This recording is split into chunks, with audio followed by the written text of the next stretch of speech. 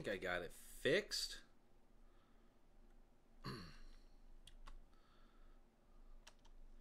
Let me know if y'all are seeing this, you can hear me that. So I really want to talk about the Florida speech with the governor and Richard Spencer and all that other fun happy horse pucky.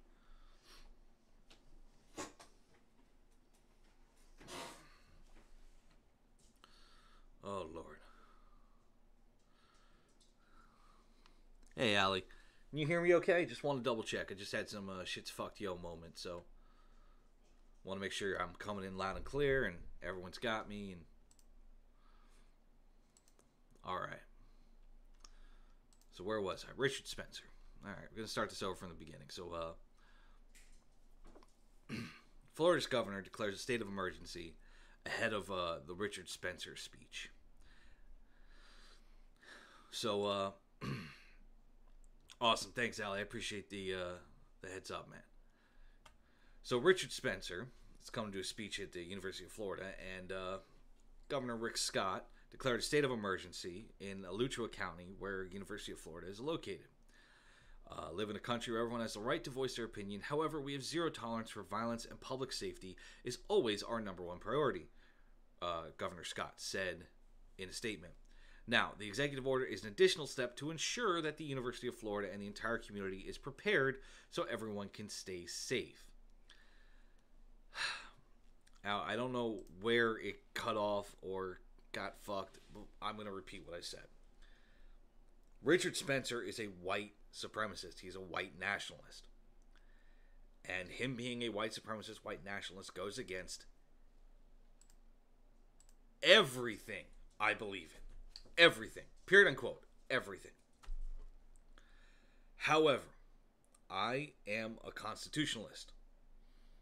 And you have that First Amendment right to speak your mind.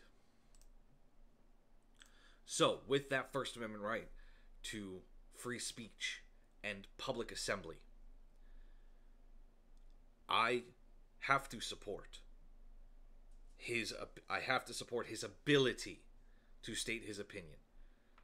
I fuck the message, fuck his feelings and his opinions, but he has the right to say it, and I have to support that right to say it.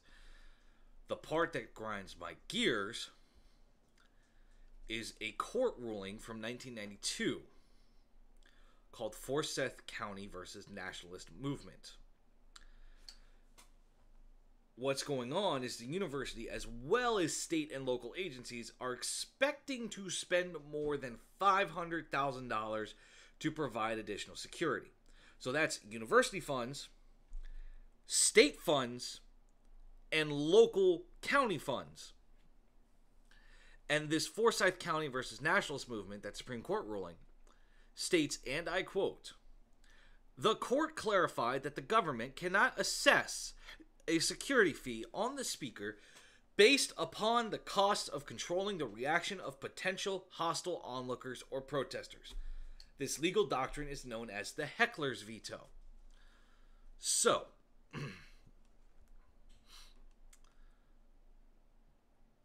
he is not going to get charged for saying what the public knows and what he knows is going to happen as a reaction. He is not going to get charged at all in any capacity. Anything to that $500,000. Nothing. He can sit there and fucking seek-haul his way across the fucking stage, and they're not going to be able to charge him a goddamn dime. Meanwhile, and he knows people are going to be pissed too. It's not a popular opinion in this country to be a white supremacist, to be a neo-Nazi, to be fucking whatever. It is not a popular opinion to wake up in the morning and says, you know what, I'm just going to hate everyone that isn't my color. And the Jews. I'm going to hate the Jews as well. It's not what something a normal person wakes up in the morning and goes, that's a great idea to do today. So he knows what the fuck he's doing. He knows what the fuck he's saying. He knows what's going to happen. But negative on charging him. They can't charge him for that $500,000. I feel sorry for those people if their kids going to University of Florida, because they got to make that money up somewhere. Your kid's tuition going up. Must suck. Now, the University of Florida president urged avoiding the event itself to students and faculty, to challenge Spencer's message of hate and racism. Awesome, great. That's the tools we can use. Don't resort to fucking violence. We have to issue a goddamn executive order for fucking protection of a white supremacist. Of don't resort to violence. And an executive goddamn order for a goddamn state over a fucking speech. Really? Have we really gotten to that point as a society where we can't fucking learn how to use our words? And that violence is not always the answer? We have something here, right here, that's drilling a hole. I'm trying to drill a hole with my finger of, if you don't like the message, don't fucking go. If you don't like the message, go to fucking USF for the day. Go to Busch Gardens if you're in Florida. Go to fucking Disney. Don't go fucking sitting there and hold a fucking sign and protest. Don't fucking sit there and resort to violence. That's just fucking retarded. You're asking for a problem. What the fuck is going on with Mixer? You're asking for a problem there. Are you guys not able to see me?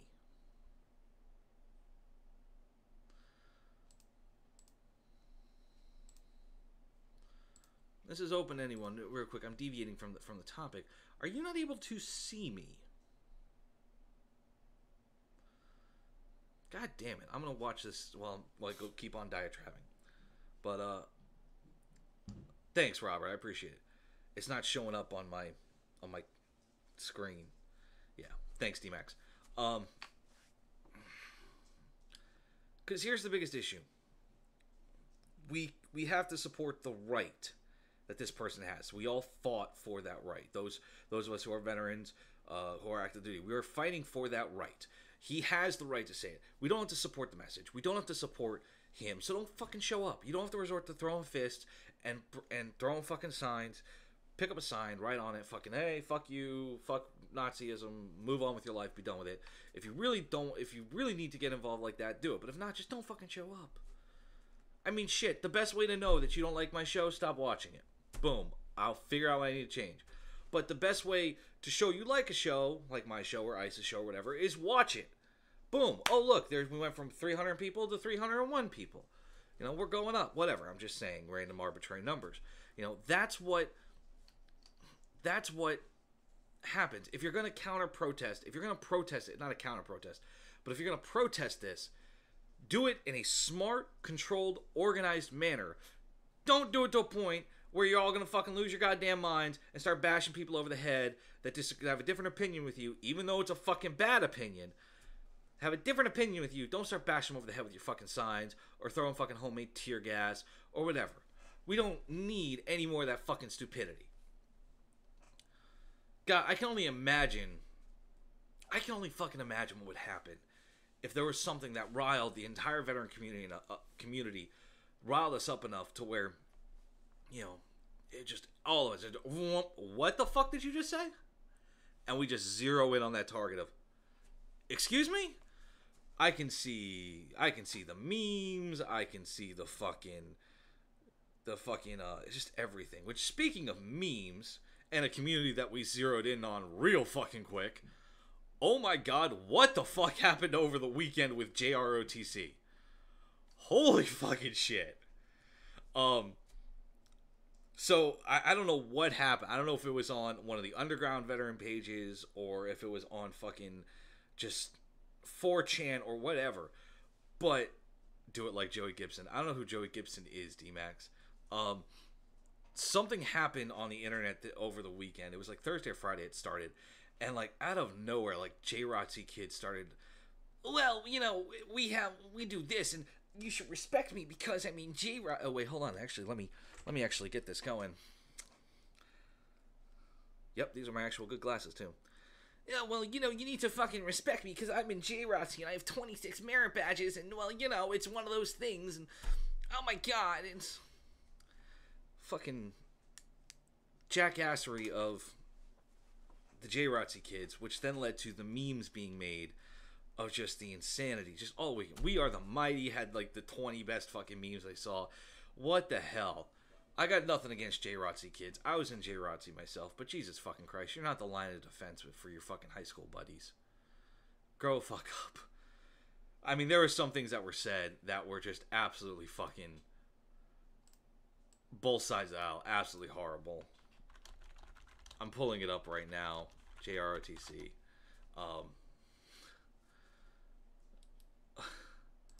But it was bad. I'm gonna see if I can get some of these memes from JROTC up here, because save as, trying to get this picture up. Fucking JROTC. Oh man, I'm just gonna post a bunch of these at the same time. There we go. Save image as. Oh man, here we go. This is some of the things that we were saying on Salty Soldier and ASMDSS and fucking, oh my god. Oh my god. It was just a nightmare. Here we go. Just gonna start putting these in one by one.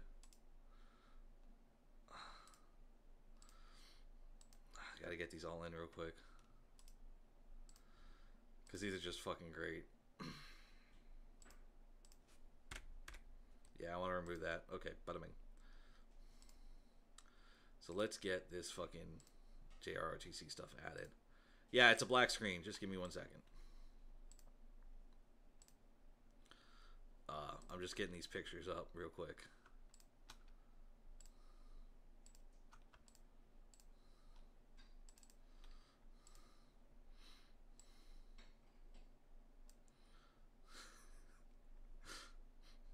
Tell me that isn't accurate. It was just fucking, it was a great day to be in JROTC, because everybody was ripping on them from all points of the internet. What are your guys' thoughts on JROTC or fucking Civil Air Patrol and other things those high school kids can? Do you think they actually help you prepare for joining the military? Do you think they're good for teaching some basic leadership to youngsters? You know, tell me what you think about JROTC. Is it just a bunch of fucking teeny boppers that think too highly of themselves? What do you think about JROTC, Civil Air Patrol, those specific organizations? You know, feel free, call the show now, 415-889-8367. We're not going to give Richard Spencer any more fucking airtime because he's a fucking shitbag. But we're going to fucking focus on what you think about JROTC and Civil Air Patrol, and if you got anything funny to share or a funny story of dealing with someone that's just absolutely fucking insane, feel free. Let me hear it. But other than that, it was just a war on JROTC this weekend. Man, it was just brutal. And if I can figure out how to post a slideshow, I will. Oh my god, I'm trying to do that as I'm talking to you. Other than that, I gotta get all these things in the same fucking folder too. I'm trying to multitask, guys, and I'm failing miserably. Helps with DNC, that's about it. What do you mean helps with DNC? But Red Dawn, Allie, Red Dawn wasn't JROTC. They were. I don't think they were JROTC. They weren't JROTC, were they? No, that was Patrick Swayze. That was the direct aftermath of Dirty Dancing, where Patrick Swayze and what's her name decided they didn't want to have to deal with her shitbag father, so they moved out to fucking Minnesota. She posed as a high school student, finished out her senior year, and then things happened, and then she cheated on him with the pilot. Drill and yeah, helps with Drill and Silvermore only. That's about it. I mean, yeah, you're right, D-Max. Sorry, I was thinking Democratic National Convention or something. I was like, shit, why are we talking about politics in JROTC? Drill and ceremony.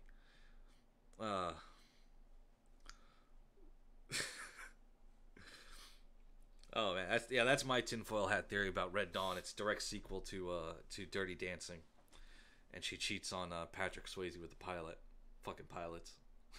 Love you guys.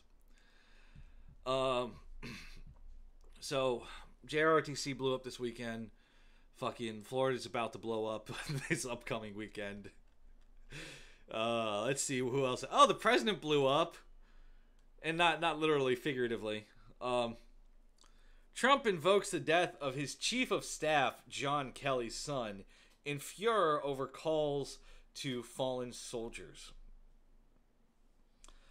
As reported by Politico, President Donald Trump on Tuesday invoked the death of the son of his chief of staff, John Kelly, as he defended his claim from a day before that Barack Obama and other past presidents didn't always call the families of slain service members. For the most part, to the best of my knowledge, I think I've called every family of somebody that's died. It's the hardest call to make, and I said it very loud and clear yesterday. The hardest thing for me to do is that, Trump said Tuesday morning during an interview with Fox News host Brian Kilmeade. Now, as far as other representatives, I don't know. I mean, you could ask General Kelly, did he get a call from Obama? You can ask other people. I don't know what Obama's policy was. I write letters, and I also call. Can there just be a fucking day? Just one fucking day that we don't have something stupid coming out of Washington. Just one. Just fucking one. You're not making any friends here. I can appreciate you calling Gold Star families. I can definitely appreciate it. And that is a hell of an awesome thing to do. Hats off to you. But for fuck's sake, don't bring up your chief of staff whose son passed away and use it politically. That's a shitty thing to do, man. I don't fucking sit there and, at work and sit there and go, you know what? Billy's son just died, and I made sure I called Billy when his son died, and that's why you should support me for this management position. What? No. You don't. It's a shitty thing to do.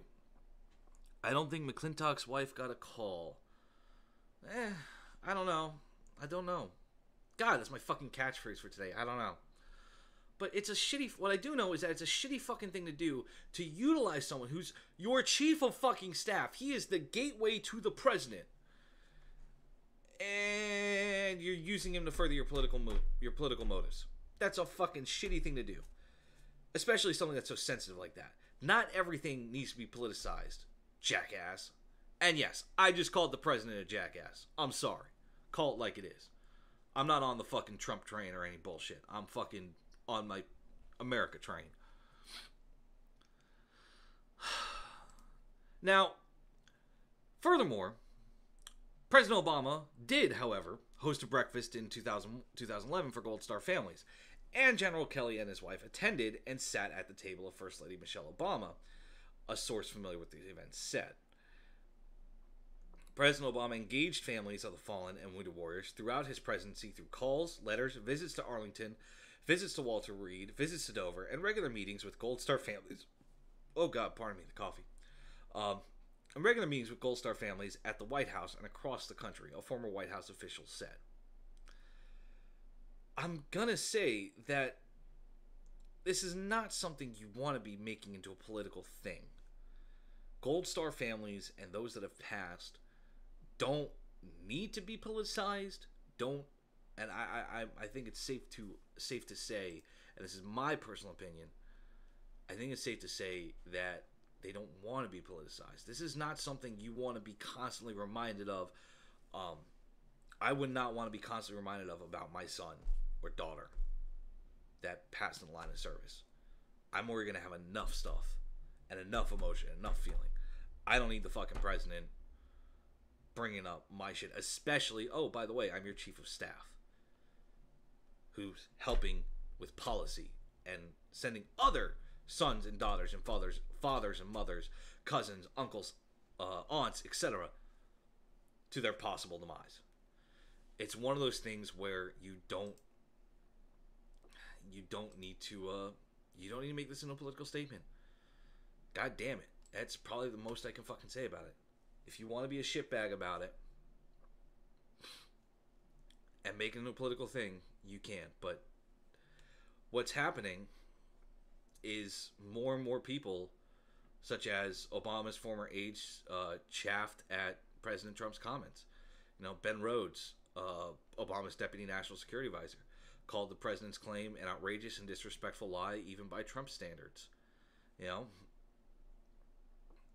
President, makes a note of it. Same thing, Ben Rhodes made a note. President Trump attacked a Gold Star family that had been critical of him. This is not a group you want to be fucking using for political motives. If there's one group of people that I'm incredibly protective of, that I will always be incredibly protective of, it's Gold Star families. You don't want to open this can of worms, Mr. President. You fucking don't. And if fucking General Kelly or fucking Mattis or someone is sitting here listening to WTF Nation Radio, which, by the way, if you are fucking awesome, call the show. But you don't fuck with Gold Star families. You don't. Call them, write them a letter, and let time do what it does best, which is heal all wounds. God, just the gall of this. Politicizing this is just fucking horrible.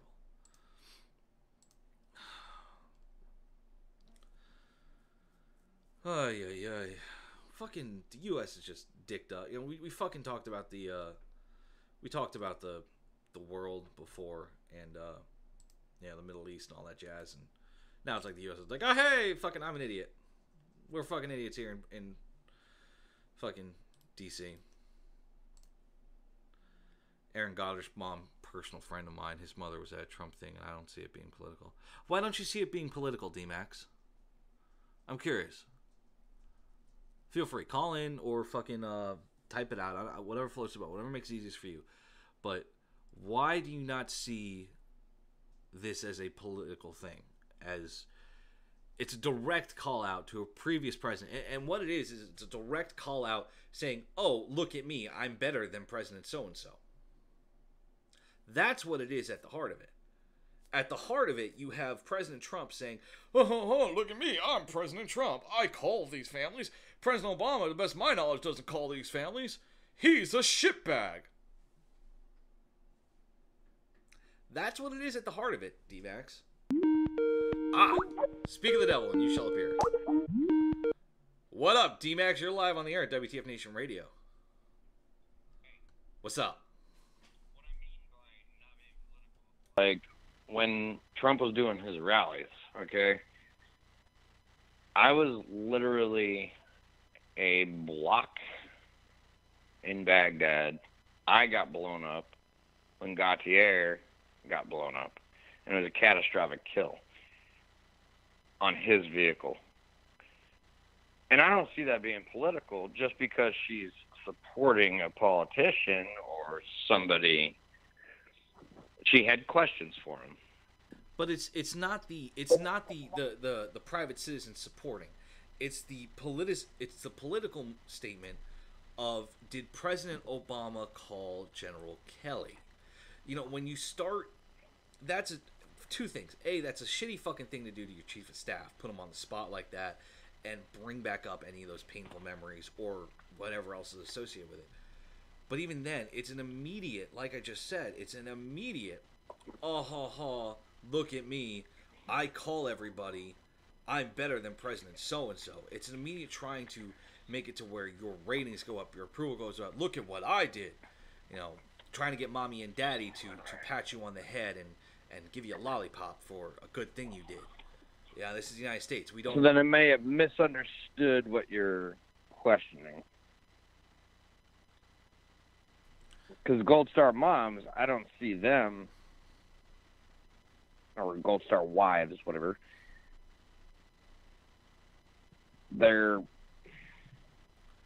I support them.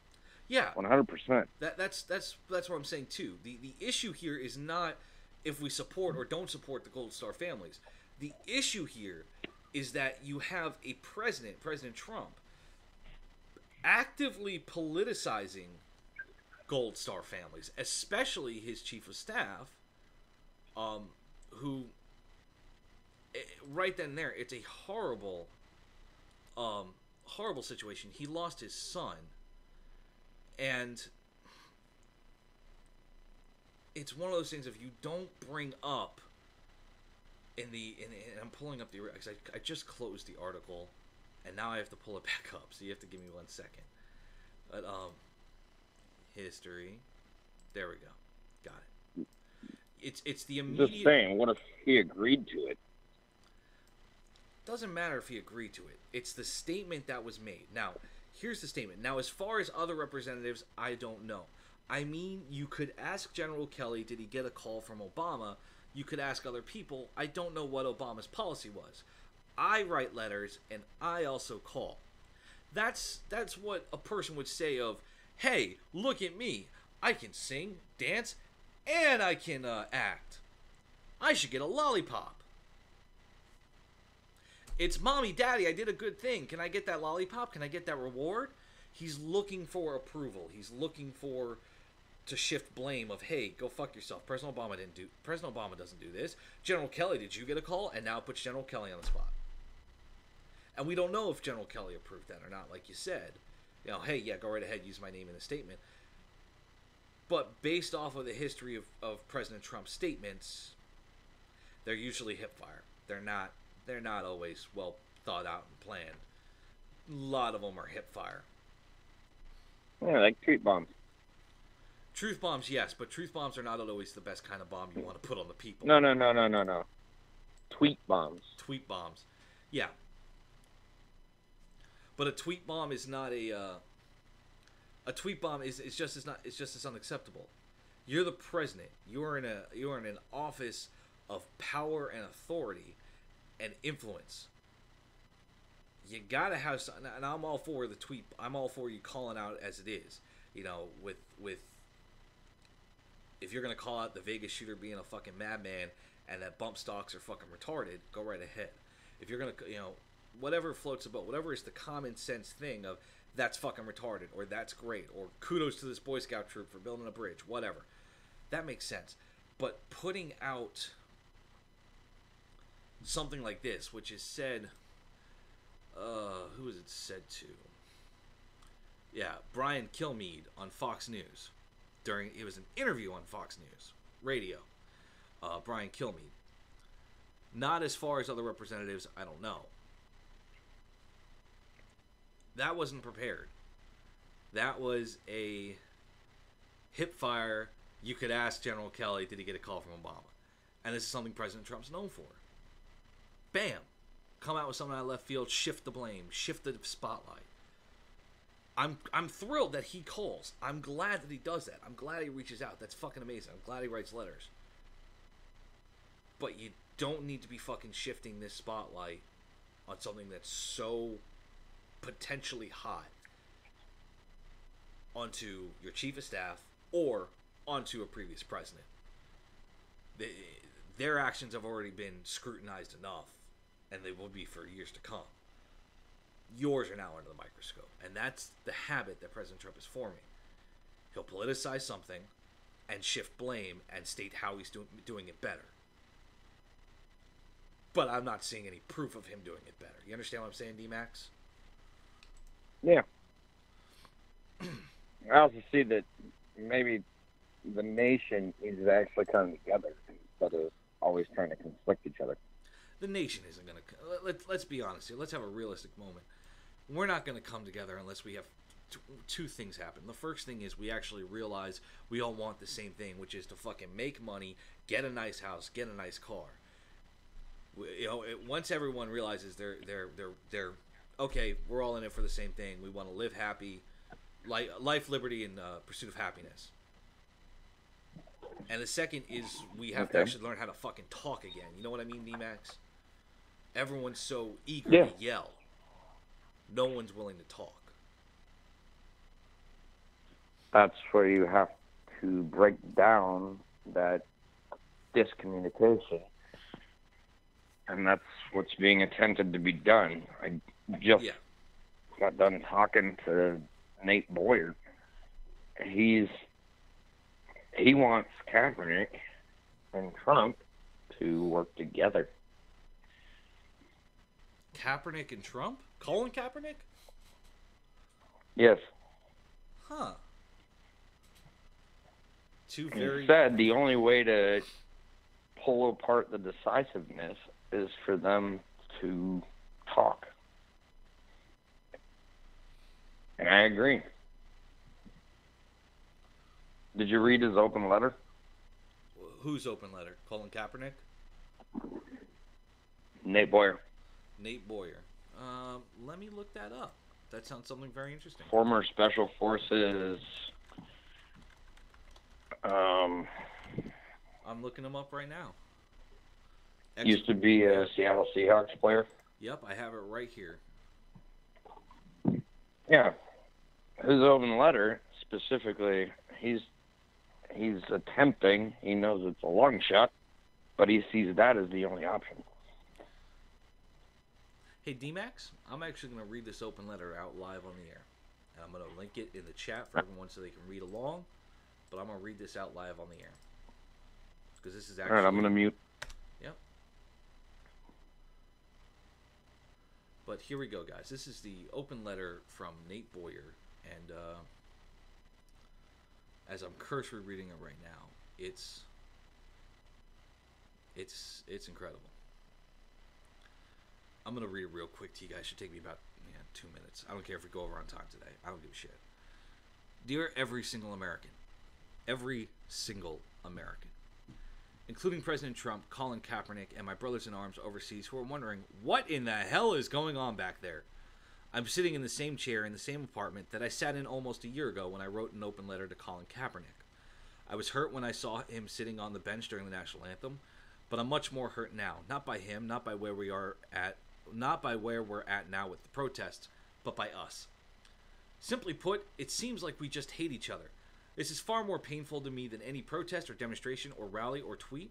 We're told to pick a side. There's a line drawn in the sand. Are you with us or against us? It's just not who we are, or at least who we're supposed to be. We're supposed to be better than that. We're Americans.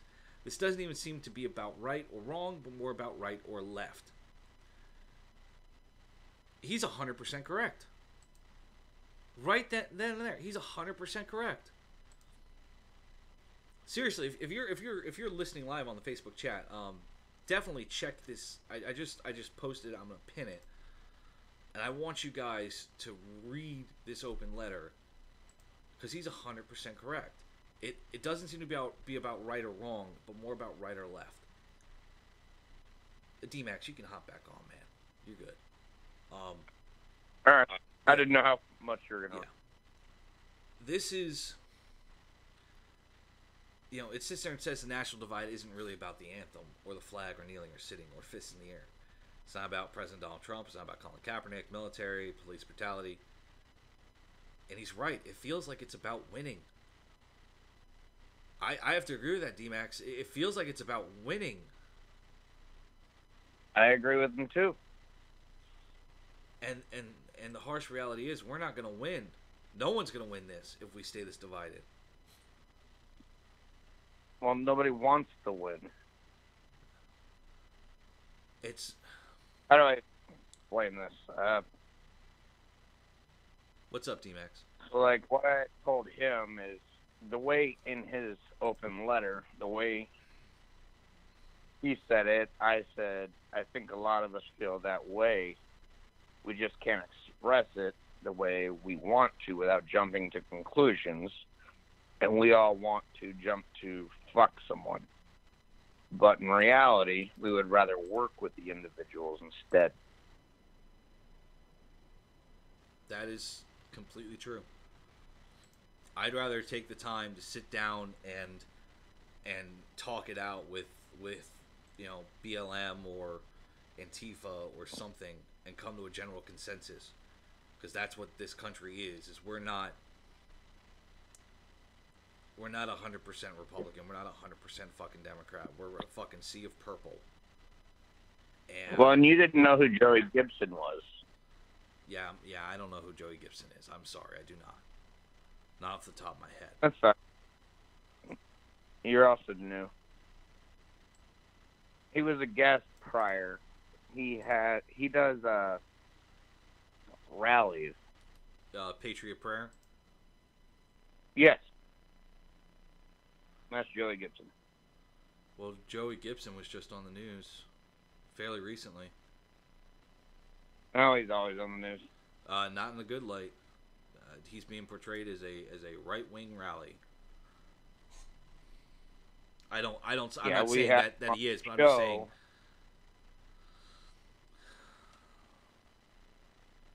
Oh, okay. Oh my God. You're getting worse I think you're getting worked up. Me? Yeah, it sounds like it. Your No. breathing's starting to intensify. I'm on mute when I'm not talking, bruh. Uh-oh. Bruh. Megatron's cough. I'm looking at pictures of Ivanka Trump. That's what I'm doing here. Oh snap! Oh snap! Hold on, D-Max. Here comes the fun. Hey, Jay Reddy, you're live on the air. Let me get D-Max in here. Whoa, shit! What's up, dude? Nothing much, bro. Let me get D-Max in here because he's sitting there chit-chatting with us. Okay. So, all this shit's tribalism, dude. Yeah. Yeah. It's never going to go away, ever. And the internet has boosted it a bazillion fold. In 100 years, there's not going to be white people. There's not going to be black people. Everybody's going to be mixed with everybody. It's fucking pointless. And you've got excuses that each tribe has. My tribe did this way back, or my tribe did this way back, or booga booga booga. It doesn't fucking matter. That's it, really. I mean, who gives a fuck? Like, why is everybody up in a roar? Like, Colin Kaepernick, he did cool. He did what he wanted to do. He did a fucking thing for, if it helped anybody, cool. And it was safe. It was peaceful protest, cool. But he did it at his fucking job. But it is a unique position. Not everybody can do that on a scale that big. And it did start a conversation. I'll give him that. And that's the most important part, is starting the conversation. Yeah, I try to do it about titties, but it never works. I can hop on a Saturday and talk about titties with you all day. but what I'm saying is, dude, it's all tribalism. Everybody goes to where they're fucking safe. It doesn't matter. I mean, veterans, fucking cancer patients, fucking dog activists, PETA, it doesn't matter. You're going to go to your kind.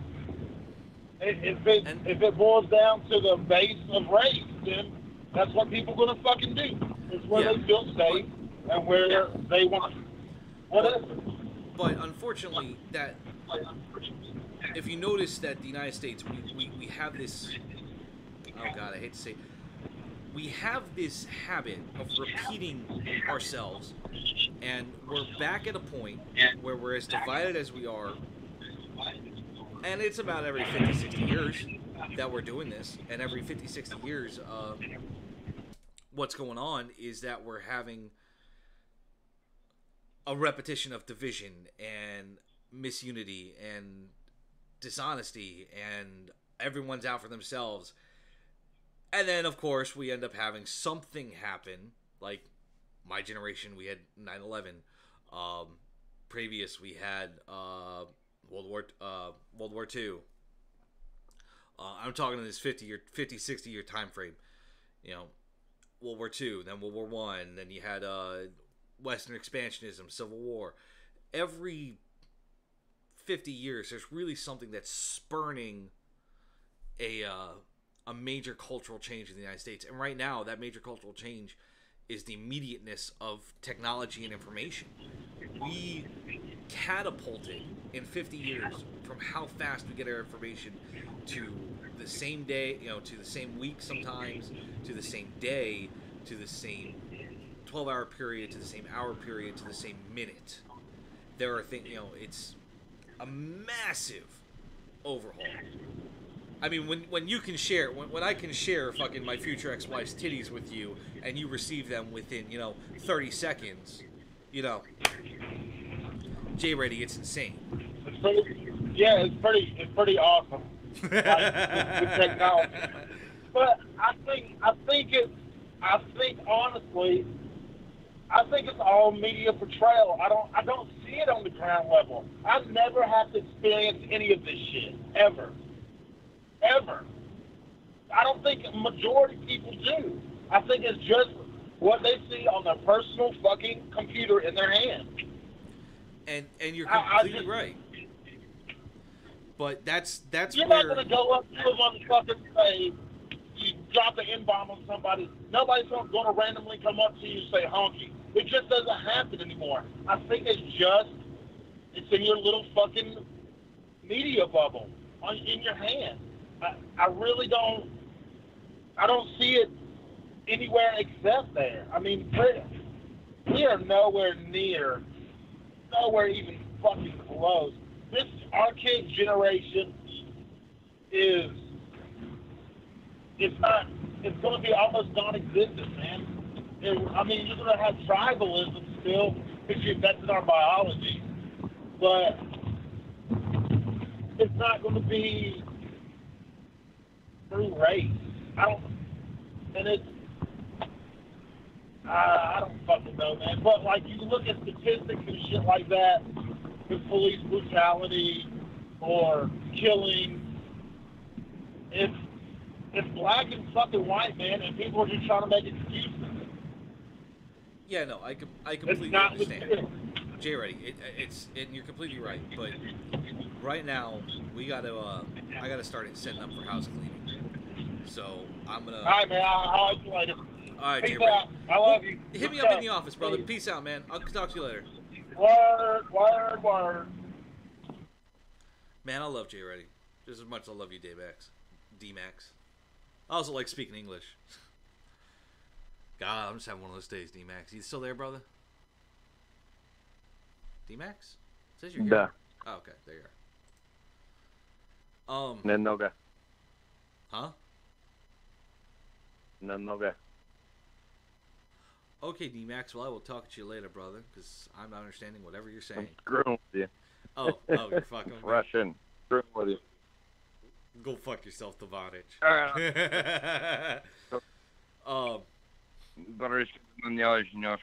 Get that commie talk out of my chat, bro. Get that commie talk out of here. D-Max, I gotta do some house cleaning, my friend. I gotta say some final statements. Clean house. Use a broom. No, Make sure you that. wrap it. No, I'm using M80 fireworks. I wouldn't recommend that for a condom. I'll talk to you later, D-Max. Later. Have a good night. Good afternoon.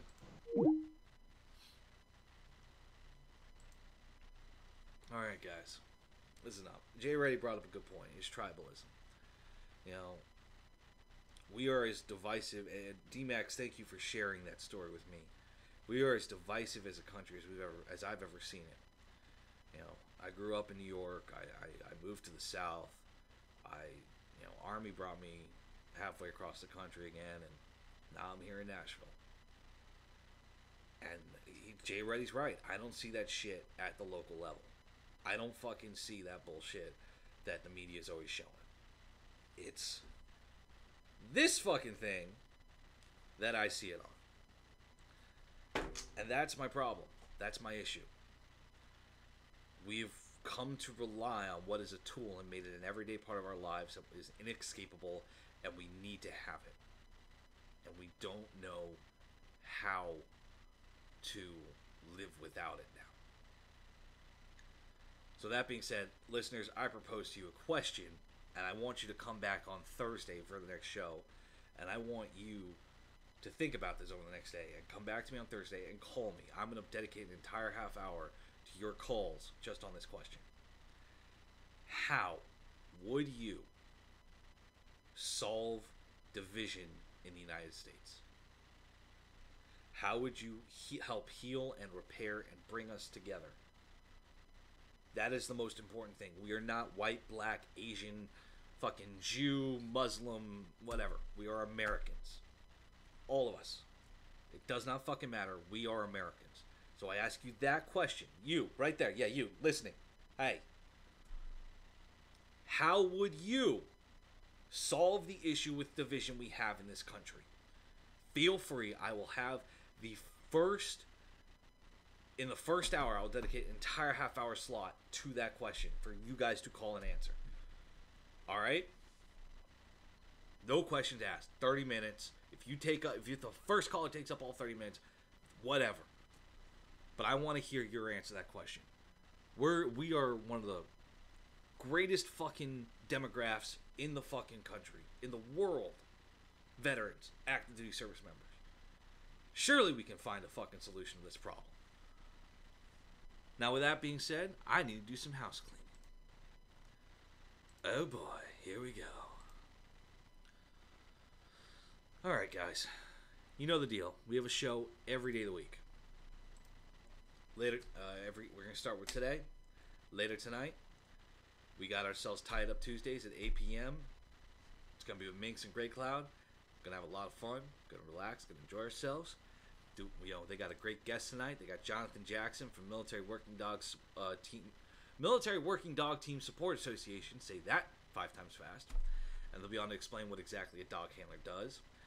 They're a non-profit organization that supports military working dog teams by a variety of means. Their care packages, handler recognitions, hero dog awards, cause support, and support for memorials. And they have an award-winning newsletter, Kennel Talk. It's available for free online. Be sure to check them out at nwdtsa.org. And I'm going to link it in the chat below as well. Copy. Thank you. Also, on Wednesdays we have WTF Wednesdays with Jim Bean and Pookie. And tomorrow we also have a guest, Brian Groves, Wendell Lay, and Logan Van from Codename Bootstrap. They're a brand new nonprofit organization that has a goal of helping vets help other vets through acts of compassion, a listening ear, or just being there for brother or sister in arms. You know, if you want to check them out, once again, I'm going to link their Facebook right here into the chat. Their Facebook is Veteran Bootstrap. So just feel free to check them out, see what they got. Thursdays, we have Sergeant's Time with Ice, Doc Madness, Mike Golf. Almost forgot you there, brother. Sorry, don't flame me alive. They're going to talk about issues in the active duty military side of things, really help you work out some issues and talk to some great guys. For example, this week we have Jonathan Kaponger from CBS Radio, which I'm so excited for. This is the Navy guy that joined in '87. You know, went into all over the place. Went to Naples and anchored a weekly TV news magazine for naval forces across Europe. Left the military, joined the Walt Disney Company, helped design my favorite park as a conservation educator for Animal Kingdom in Orlando. Then he moved to DC and worked with trade associations before getting his lifelong goal of becoming a civil servant in the VA. And first served as administrative officer, then managed programs that coordinate continuing education opportunities for VA healthcare providers. And he hosted the department's monthly TV news program, The American Veteran, that earned him an Emmy nomination. Hell yeah. Now, moving on to Friday. Friday, we have Friday Night Freedom with Minx and Mud Puppy. Be sure to go in there and ask Minx about Summer in 19.1 inches. And tell her that KJ sent you. I'm probably going to get beat for telling you to do that. But do it anyway. Oh, and don't forget on Thursdays. Noon here. Sorry.